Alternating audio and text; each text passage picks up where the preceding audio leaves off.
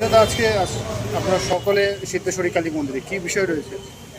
দেখুন আজকে আমাদের যশস্বী প্রধানমন্ত্রী নরেন্দ্র মোদীজি আজকে 12 বছর পূর্ণ করল সরকারে, এবং জওয়াহরলাল নেহরুকেও ছাপিয়ে গেল সব থেকে বেশি দিন 4399 দিন আপনার সরকারে থাকা রেকর্ড গঠন করলো আজকে আমাদের প্রধানমন্ত্রী।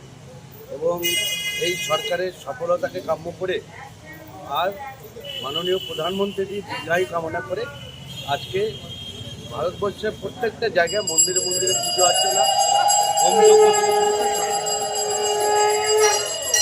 বলছি দাদা আজকে সকলে মিলে ইসলামপুর সিদ্ধেশ্বরী কালী মন্দিরে পুজো দিলেন, কি বিষয় রয়েছে?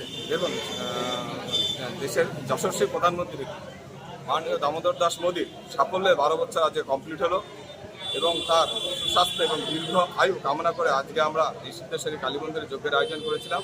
এবং আগামী দিনে ভারতবর্ষের উন্নতি চেয়ে, সাধারণ মানুষের উন্নতি চেয়ে, সকলের উন্নতি চেয়ে আজকে আমাদের এই যজ্ঞ অনুষ্ঠান ছিল। কারা কারা ছিল আজকের এই? আজকে এখানে টাউন মণ্ডলে সকলে ছিল, এবং এছাড়া গ্রাম মণ্ডল থেকে বিভিন্ন জায়গা থেকে অনেক লোক এসেছে। সকাল থেকে একটি আয়োজন ছিল এরকম, যা খুব সুন্দরভাবে সম্পূর্ণ হয়েছে, এটাই সব থেকে বড়।